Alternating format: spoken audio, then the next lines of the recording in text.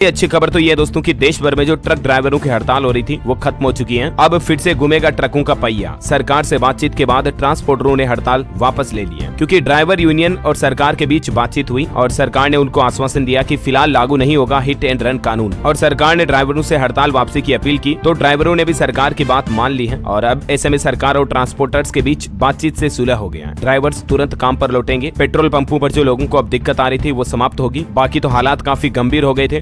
Drivers union के साथ बातचीत करते हुए गृह मंत्रालय ने कहा कि इस कानून की जगह नए कानून पर विचार किया जाएगा। और ये जो 2-3 दिन हड़ताल रही दोस्तों, इससे हजारों करोड़ का कारोबार ठप हुआ। सरकारी परिवहन और रोडवेज डिपार्टमेंट को भी करोड़ों रुपए का नुकसान झेलना पड़ा। और गृह मंत्री अमित शाह ने यह भी कहा कि नए क्रिमिनल जस्टिस कानून 26 जनवरी 2024 से पहले नोटिफाई होंगे और अगले 1 साल में पूरे देश में लागू कर दिए जाएंगे। सबसे पहले इनका ट्रायल चंडीगढ़ में होगा। चलिए अगली बड़ी खबर देखिए। सरकार ने कच्चे तेल पर विंडफॉल टैक्स 1000 रुपए प्रति टन बढ़ाया। डीजल और एटीएफ को कर मुक्त कर दिया, यानी कि इनसे विंडफॉल टैक्स को हटा दिया है। हालांकि सरकार के इस फैसले का ज्यादा असर पेट्रोल डीजल के रेट पर देखने को नहीं मिलेगा। ये विंडफॉल टैक्स क्या है, इसके बारे में डिटेल भी थोड़ी आप देख सकते हैं स्क्रीन पर। चलिए अगला बड़ा अपडेट है। देश की माताओं बहनों महिलाओं के लिए अच्छी खबर है। महिला कर्मचारियों के लिए पेंशन का नियम बदल दिया। सरकार की तरफ से बड़ा ऐलान किया गया और सरकार ने जो महिला कर्मचारियों की पेंशन को लेकर जो ये बड़ा फैसला लिया, इसका फायदा ये होगा कि वैवाहिक कलह के मामलों में महिलाएं खुद निर्णय ले पाएगी। जी हाँ दोस्तों, इस नए नियम के मुताबिक अब एक महिला कर्मचारी वैवाहिक कलह की स्थिति में अपने पति की बजाय अपने बच्चे को पारिवारिक पेंशन के लिए नामांकित कर सकती है। यानी महिला कर्मचारी की मौत होने के बाद पेंशन किसे मिलेगी, उसके पति को या उसके बच्चे को। ये फैसला अब महिला कर्मचारी के हाथ में होगा। वो बच्चे को पेंशन के लिए नॉमिनी बना सकेगी। हालांकि इसमें एक कंडीशन होगी, घरेलू हिंसा और तलाक का केस चल रहा होगा तभी ऐसा कर सकेंगी महिला कर्मचारी। और अगर बच्चा नाबालिग है या विकलांग है तो ऐसे मामले में अभिभावक को मिलेगी वो पेंशन। चलिए बैंकिंग न्यूज से बड़ी खबर है। पंजाब नेशनल बैंक ने एफडी पर ब्याज दरें बढ़ा दी है। अब 3.5% से लेकर 7.25% तक इंटरेस्ट मिलेगा पीएनबी पर एफडी कराने पर। ये देख सकते हैं आप इस टेबल में अलग अलग दिनों की एफडी पर कितना इंटरेस्ट मिलेगा। हाल ही में नए साल के मौके पर एसबीआई ने भी एफडी की ब्याज दरें बढ़ाई थी, मैंने आपको बताया था। और अभी कोटक महिंद्रा बैंक पर भी एफडी पर कितना इंटरेस्ट मिल रहा है इसकी भी डिटेल आप देख सकते हैं। चलिए अगली बड़ी खबर है। दिल्ली हाईकोर्ट का बड़ा फैसला। पति के चरित्र पर झूठा आरोप भी तलाक का आधार है। हाईकोर्ट ने कहा कि पत्नी अगर पति पर विवाहेतर संबंध के बेबुनियाद आरोप लगाए तो ये एक तरह की क्रूरता है और इस आधार पर पति उस पत्नी से तलाक ले सकता है। मतलब कि अगर कोई महिला अपने पति पर एक्स्ट्रा मैरिटल अफेयर्स यानी कि घर से बाहर किसी महिलाओं के साथ नाजायज या अवैध संबंध रखने के आरोप लगाती है तो ये क्रूरता माना जाएगा। हाईकोर्ट ने कहा कि पति उम्मीद करता है कि पत्नी उसका सम्मान करेगी और जरूरत पड़ने पर उसकी ढाल बनेगी, लेकिन इस केस में पत्नी ने पति को परेशान करने में कोई कसर नहीं छोड़ी और इस आधार पर दिल्ली हाईकोर्ट ने इस पति को इस पत्नी से तलाक लेने की मंजूरी दे दी है। वैसे शादी में क्रूरता किस आधार पर तय की जाती है इसके कुछ पॉइंट्स भी आप देख सकते हैं पति पत्नी के नियम से संबंधित। चलिए दोस्तों फिलहाल देखिए अगली बड़ी खबर। हॉस्पिटल में इलाज को लेकर सरकार ने नया नियम लागू कर दिया। परिजनों के मना करने पर अब मरीजों को आईसीयू में भर्ती नहीं कर सकेंगे अस्पताल। नई गाइडलाइंस जारी हुई है। ये नए साल 2024 से ही हॉस्पिटल को लेकर नया नियम लागू हो चुका है। आईसीयू में भर्ती को लेकर केंद्र सरकार ने नई गाइडलाइन जारी की है, जिसमें ये नियम है कि मरीज या परिवार ने अगर मना कर दिया तो फिर अस्पताल उस पेशेंट को, उस मरीज को एडमिट नहीं करवा सकेंगे आईसीयू में, और बेड भी कंडीशन के हिसाब से ही मिलेगा। कई बार होता ना कि अस्पताल अपनी कमाई के चक्कर में जरूरत नहीं है फिर भी मरीज को आईसीयू में एडमिट कर देते हैं ताकि उनका ज्यादा बिल बन जाए, हॉस्पिटल को ज्यादा कमाई हो जाए, है ना। तो ऐसे में अब हॉस्पिटल के लिए ये नई गाइडलाइंस लागू हो चुकी है। इन कंडीशन में ही मरीज को आईसीयू में भर्ती कर पाएंगे। अगर मरीज को ऑक्सीजन सपोर्ट की जरूरत है या सांस लेने में दिक्कत आ रही, मेजर हार्ट अटैक आया, कार्डियक अरेस्ट का मामला, खून की उल्टी हो रही, ऑर्गन सपोर्ट में दिक्कत आ रही, इंटेंसिव मॉनिटरिंग और रेस्पिरेटरी सपोर्ट, इन सिचुएशन में ही मरीज को आईसीयू में भर्ती किया जा सकता है ना। तो देश भर के सभी प्राइवेट हॉस्पिटल के लिए ये सख्त नया नियम लागू हो चुका है। चलिए अगली बड़ी शानदार खबर देखिए। लड़कियों के लिए वृंदावन में खुला देश का पहला सैनिक स्कूल। उत्तर प्रदेश के वृंदावन में इस सैनिक स्कूल के उद्घाटन में रक्षा मंत्री राजनाथ सिंह भी पहुंचे और इस सैनिक स्कूल में कक्षा 6 में प्रवेश के लिए अखिल भारतीय स्तर पर परीक्षा देनी होगी और इस साल के लिए एडमिशन के लिए 21 जनवरी को लिखित परीक्षा होगी। चलिए अगली बड़ी खबर है। 2024 के चुनाव से पहले केंद्र की नरेंद्र मोदी सरकार का मास्टर स्ट्रोक, तमिलनाडु के तिरुचिरापल्ली में 20,000 करोड़ से भी ज्यादा की परियोजनाओं का शुभारंभ किया। पीएम मोदी ने कहा कि मेक इन इंडिया का ब्रांड एम्बेसडर बन रहा तमिलनाडु। वो बोले कि मैंने तमिल संस्कृति के बारे में बहुत कुछ सीखा है। ये कुछ तस्वीरें आप देख सकते हैं। तमिलनाडु के सीएम ने उनको शॉल उड़ाकर प्रधानमंत्री का स्वागत भी किया और ये तमिलनाडु के इंटरनेशनल एयरपोर्ट की नई टर्मिनल बिल्डिंग के बारे में पीएम मोदी को बताते हुए केंद्रीय नागरिक उड्डयन मंत्री ज्योतिरादित्य सिंधिया भी साथ में रहे। तमिलनाडु के बाद प्रधानमंत्री ने लक्षद्वीप का भी दौरा किया और यहाँ उन्होंने द्वीपों में पिछले 10 सालों में हुए विकास कार्यों का जिक्र भी किया। पीएम ने कहा कि आजादी के बाद से लक्षद्वीप के इंफ्रास्ट्रक्चर पर ध्यान नहीं दिया गया, लेकिन हमारा प्रयास है कि कोई भी बिजली गैस जैसी सुविधाओं से वंचित न रहे, है ना। और चलिए दोस्तों अगली बड़ी खबर देखिए। सरकार ने बड़ा फैसला लिया। उत्तर प्रदेश में 18 साल से कम आयु के छात्र छात्राओं के लिए वाहन चलाने पर प्रतिबंध लगाने का आदेश जारी कर दिया है। ये देख सकते हैं उत्तर प्रदेश शिक्षा निदेशक की तरफ से ऑर्डर भी जारी किया गया, जिसमें कहा गया कि दुर्घटनाओं को रोकने के लिए ये प्रतिबंध लगाया गया और यूपी परिवहन आयुक्त की तरफ से स्पष्ट निर्देश भी जारी कर दी है कि 18 साल से कम आयु के कोई भी छात्र या छात्राएं वाहन गाड़ी नहीं चला पाएंगे। इस संबंध में सभी आरएम, एआरएम और आरटीओ को भी निर्देश जारी हुए, क्योंकि आंकड़े देखा जाए तो सड़क दुर्घटना में जान गंवाने वाले ज्यादातर बच्चे 18 साल से कम आयु के हैं और इसलिए अब किसी भी नाबालिग के सार्वजनिक स्थान पर वाहन चलाने की भी रोक लगा दी गई है। अगर नाबालिग के हाथ में गाड़ी दी तो उनके माता पिता, उनके गार्जियन को भी दंडित किया जाएगा। उन पर कार्रवाई होगी 3 साल तक की जेल और 25,000 रूपए तक का जुर्माना। हालांकि एक छूट दी गई है, वैध लाइसेंस के साथ 16 साल तक के नाबालिग चला सकेंगे 50 सीसी इंजन की बाइक और इलेक्ट्रिक स्कूटी चलाने की इजाजत होगी। तो उत्तर प्रदेश में सभी स्टूडेंट्स के लिए ये नया नियम लागू हो चुका, ध्यान रखिएगा। अपने बच्चों को अब गाड़ी व्हीकल ना दें। और वैसे यूपी के छात्र छात्राओं के लिए योगी सरकार की तरफ से कल भी एक नया नियम लागू किया था, मैंने आपको बताया था। स्कूल वैन में सीसीटीवी कैमरे लगाना अनिवार्य होगा और इसके लिए स्कूल संचालकों को 3 महीने का समय दिया है। इस संबंध में भी योगी सरकार की तरफ से आदेश जारी कर दिया। ये अपडेट तो मैंने आपको कल ही बता दिया था, आज ये एक नया नियम था तो साथ में मैंने आपको फिर से रिवाइज कर दिया। ठीक है, चलिए अगली बड़ी खबर देखिए। हाल ही में जम्मू कश्मीर के पुंछ में जो आतंकी हमले हुए उसके कुछ दिनों बाद अब गृह मंत्री अमित शाह ने जम्मू कश्मीर की सुरक्षा समीक्षा को लेकर मीटिंग की, बैठक की और इसमें आतंकवाद विरोधी अभियानों को मजबूत करने का निर्देश भी दिया। जम्मू एंड कश्मीर में सेना, पुलिस और सीआरपीएफ में कोऑर्डिनेशन बेहतर करें। गृह मंत्री ने कहा स्थानीय खुफिया सूत्रों को और मजबूत करें। वैसे हमारी इंडियन आर्मी के लिए एक और अच्छी खबर है, देखिए आप, अब हमारी सीमा में नहीं घुस सकेंगे पाकिस्तानी ड्रोन भी। भारत ने एक साथ तैयार की 3 एंटी ड्रोन तकनीक और ये जो नई टेक्नोलॉजी बनाई गई है दोस्तों, अगले 180 दिन में लागू हो जाएगी, यानी कि लगभग 6 महीने बाद अब बॉर्डर पार नहीं कर सकेगा पाकिस्तानी ड्रोन। पड़ोसी देश पाकिस्तान के खेल पर ऐसे लगेगी लगाम, पाक के नापाक मंसूबे अब होंगे नाकाम। चलिए अगली बड़ी अच्छी खबर है, राममय होगा पूरा देश, घर घर राम ज्योति प्रज्वलन करवाएगी भाजपा। 14 से 22 जनवरी तक धार्मिक स्थलों पर स्वच्छता अभियान भी चलाया जाएगा राम मंदिर उद्घाटन के दौरान। वही देखिए, उद्घाटन के बाद भी सरकार ने एक नया प्लान बनाया। राम मंदिर के दर्शन करवाने में मदद करेंगे बीजेपी कार्यकर्ता। 25 जनवरी से 25 मार्च 2024 तक बूथ लेवल पर चलेगा यह अभियान, जिसमें देश भर के अलग अलग राज्यों से लोगों को लाया जाएगा अयोध्या और उन्हें राम मंदिर के दर्शन करवाए जाएंगे। वही देखिए, राम मंदिर को राष्ट्र मंदिर बनाने की भी तैयारी शुरू हो चुकी है। उत्तर प्रदेश के मुख्यमंत्री योगी आदित्यनाथ बोले कि 22 जनवरी को पूरी दुनिया को समेट लेगी अवधपुरी, सुरक्षा से कोई समझौता नहीं होगा। इस संबंध में मुख्यमंत्री ने अपने कैबिनेट के साथ बैठक की और राम मंदिर के उद्घाटन की तैयारियों को लेकर प्लान भी बनाया। अच्छा, राम मंदिर से जुड़ी एक अनोखी खबर बताता हूँ आपको। देखिए, धर्म निरपेक्षता से संबंधित खबर है। मुंबई से अयोध्या पैदल यात्रा पर निकली शबनम जो कि एक मुस्लिम लड़की है और वो रामलला के दर्शन के लिए मुंबई से पैदल आ रही है। देवास में वो लोगों से बोले कि राम सबके हैं, मैं दर्शन करूंगी, उनकी पूजा के लिए हिंदू होना कोई जरूरी नहीं है। वाह, कितना अच्छा संदेश दिया एक लड़की ने। ऐसी सोच, ऐसी भावना अगर सबकी हो जाए तो धर्म के नाम पर होने वाली लड़ाइयाँ, धर्म के नाम पर होने वाले दंगे हमेशा हमेशा के लिए खत्म हो जाएंगे। क्यों दोस्तों, सही कहा ना मैंने? आप भी इस बात से